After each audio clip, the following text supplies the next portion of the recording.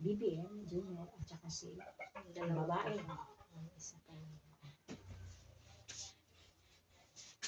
Anak yan si Aina. Anak yata yung pinaampon sa kanila ng isang katulong.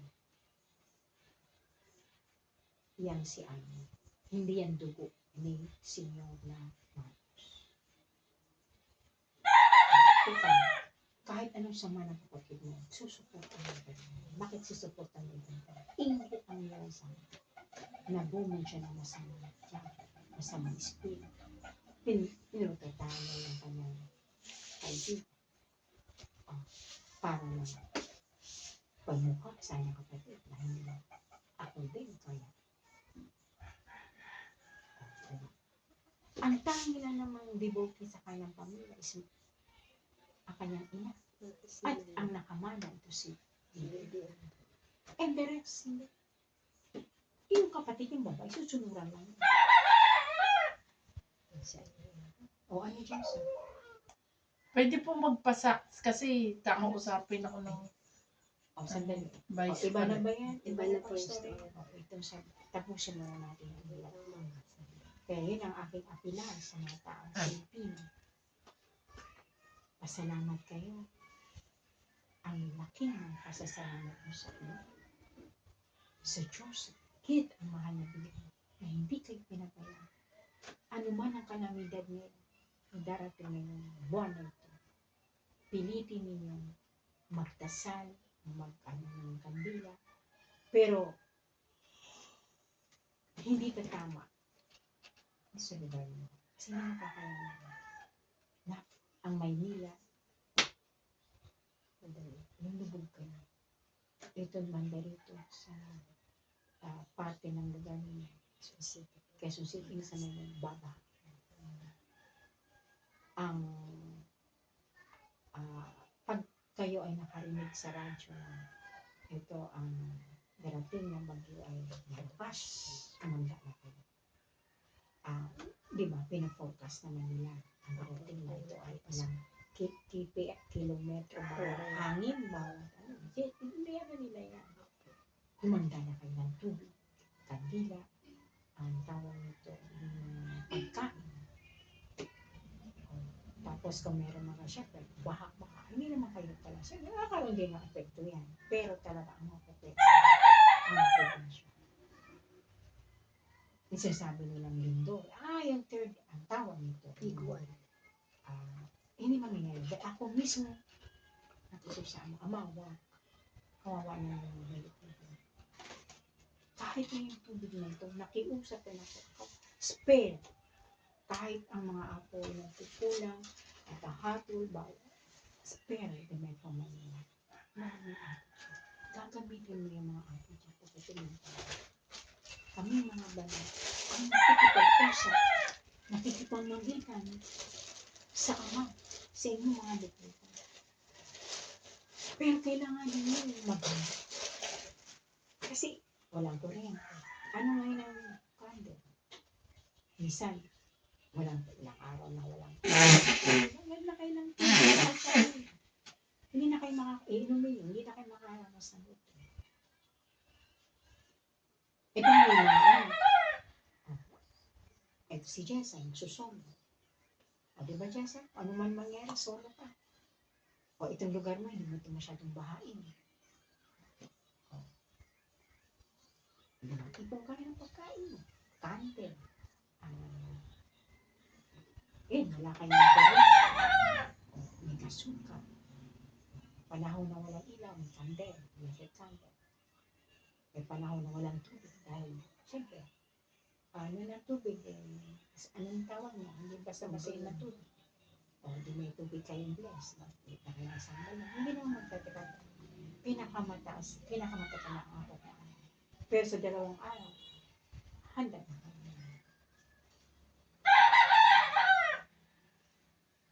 Ito ang 2025 sa kalamidad. Pero sa grasya na Ama, sa parte yung presidente, ibubuhos. Kasi mo na. Meron. Kaya, lahat na yan ibibigay na kayo sa inyo. Napakabilis na. Napakabilis na tayo. Kaya, yung mga kasamahan nila, na dati mong kapiling, bago sila ng buhay, nagsarili sila ng musika, na mayagpag. Kasi tinignan ng Diyos eh. Tinignan namin number one is virtue na mahalaga nila. Humility. Si Jessa, tignan mo. Humility ka doon. Jessa, kahit inapi-api ka doon, mga teacher mo, gusto kang palayasin, gusto kang alisin sa pamanatan. Dahil ang sabi nila, ay, tumatanggap ng teacher ng sweldo, pero kulang naman ang load niya, kulang naman sila, hindi naman fair sa amin, na kami kumakain kami, tapos si Jessa, bakit ka naman ito? Napalayas man nila ka, Jessa. O, ayun nangyari sa register mo, diba? Nag-humility, tinanggap mo, nang tulbaan yung nakahakot ka na kung saan ka, binibigay sa'yo mabigat na trabaho. Nasabi mo nga bakit naman ako nandito? Teacher ako, magturo ako. Bakit ako hindi nilagay dito? Para kung ikaw ay naman, kumbaga sana punong-puno na, bakit naman ikaw kung bumigay na, gusto mo, palipad ka na. Sabi mo, palakpakan sila. Ay, salamat si Jessa, malis na rin sa community. Nagtagumpay pa sila. Ngayon, mag-retire sila. Na walang sahod. Bakit si Jessa? Ngayon, may napi ka na naman. Lahat ng api ginawa sa'yo. Teacher, sino-sino ba na po? Kapwa mo rin, kapwa mo kasama. Sino ba yan? Si Carmen, si Clarinda, si Adela, o yung luklukan ng apo Adela. Si Heidi ba yan? Ay, sabihin mo nga dyan kay Apo Clarissa na tanggalin niya si Jessa bago ako babalik. Nasaan ang pag-ibig mo ito? Ha? Ulit-usan pang luklukan mo. Tanggalin ka dapat bago babalik siya dahil pag wala ka na. Sino? Ano ba pakakilala niyo kay Jessa? Kasi si Jessa, niya, madaldal niya. Kayo, binigyan kayo ng kaisipan, ng katalino. Bakit yung isang tao na wala namang ginawa sa inyo? Talagang ikas naman sa kanya ganyan naman siya. Talagang, kumbaga, hindi siya plastic. Totoo talaga, ganyan ang ugali niya. Ano mo niya? Diba? Kapwa mo, hindi kasama-kasama niya sa congregation. Bakit? Binibigyan. Ginaganyan ka lang. Si Clarinda, utusan ka? Bumili ka nga ito, Jess. Bumili ka sa init ng sikat ng araw. Nasaan siya ngayon? Diba sabi ko, mag-aral ka? Para hindi ka na pwedeng gaganyan. Kapwa mo rin guro. Kasi nga, hindi mo lang alam si Jessa. Wala alam niya. Ganyan. Sinusiguraduhan ng gobyerno. Walang alam. Sayang yung sigurado na, bakit? Ano pakialam mo doon? Tulungan pa nga niya. Ngayon. Lahat ng mga gumanyan sa'yo, nasaan? Yan, si Teresa. 3, 4 yan sila. Kung paano yun sila nang diba? Sige. Kaya, ang bansa ninyo, Pilipinas, ay talagang, eto, binubulong sa akin ng isang Arkangeles ng katabi. Maghanda kayo. Papatawag kayo ni BBM. Bago ako makalimutan, binulong sa akin. Sabi mo sa kayo na maghanda sila. Nagpapatawag kayo na yung Pangulo, pero hindi hayag. Sabi ko sa iyo, tahimik lang kayo. Kumbaga, hidden. Sa anong paraan? Hindi ko rin alam. Dahil ako ba na, hindi ko alam kung anong kalooban. Dalawa kayo. Isa. Si Jess. Lalo sila makandalaiti sa inggit sa Jess. Bakit mo nakausap siya? That's kapangyarihan ng Diyos. Kapangyarihan ng mga banal. Ako mismo banal. Hindi ko alam kung anong plano. Paano kayo papatawag ng inyong presidente? Ito kaparaanan ng Diyos. Kaya humility lang naman. Huwag mo aangkinin ang lahat. Ito'y kalooban at pagpupurin. Tapos ipapakita ng Ama sa buong mundo na kayo ang the Immaculate Heart of Mary will reign, will triumph. sa kabila ng inyong mga buhay, sa inyong pangsarilang buhay, dumaan kayo sa uling mga pagsubok. At sa inyong bansa, dumaan sa mga pero mahalaga, nakatayo kayo. Peace. And then dating ang araw panahon, itinakda ng Ama, makikilala kayo sa mga mundo. Sino sila na namimingning ang kanilang mga mukha at nakaangat sa lupa? Sino sila? Upang matupad ang propesiya ng Diyos ng Ingkong, ang Diyos ng bagong pangalan ng Diyos sa mga tinatapal na ang kapamilan ng Ingkong. Sila na nga ay sila na. The newly born, kumbaga, the new Jerusalem, the children of light, Mama Mary, siya. Hindi tao na para pagkating ika-claim niya ako. No. You're an evil. Humility. Yan ang pinakamataas na virtue ng mahal na Bira. At galit na galit si Lucifer sa mahal na Bira because of humility.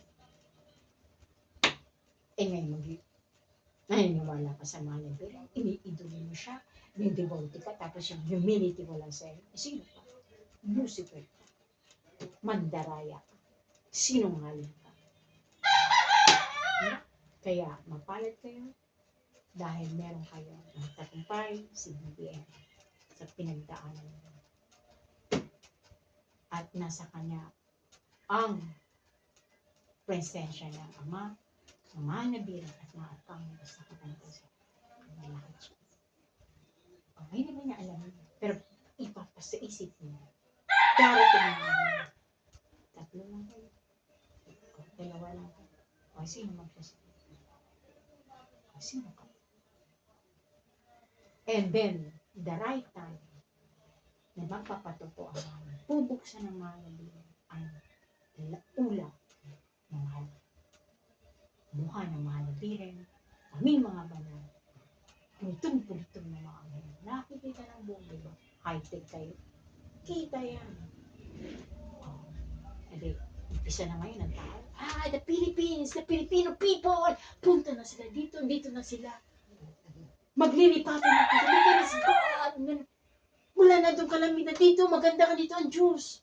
Magsisiksik ka ng mga foreigner dito sa inyong bansa. Kaya yung malaking bahay mo, i-offer mo na lang sa foreigner para lang sila may matiryahan. Gusto nila ang Pilipinas. And there is dito ang Diyos. Di ang mga ranas ng kalamidad na yan ang katotoo ng Diyos. Dapat lang. Kaya kung bakit nagtatak ang Ingkong, hindi lahat nagtagumpay. Ilan lang ang nagtagumpay ng mga banal sa kanilang mga. Kaya ang bansang ito, nakikilalin sa buong mundo. Nandito ang ginto, nandito yung oil. So kayo na ang superpower. Nadaig niyo ang kung gaano nilang si Trump. Gaan. Dahil ang gumagalaw na pera ngayon sa buong mundo, yung Marcos. Well, yun ang kinukuha ng dilawan, yung ill-gotten, hindi ill-gotten wealth yan. Sinabog ni Ferdinand Edwin Sr. sa lahat ng bangko dahil alam niya na marami ang magkatulad ng dilawan, America, CIA. Diyos, hinawakan ng Diyos. Pasalamat kayo sa Ama. Bumaba pa ang Holy Spirit, ang Ingkong, ang Holy Spirit para kayo tatapat. Ano pang hahanapin nyo?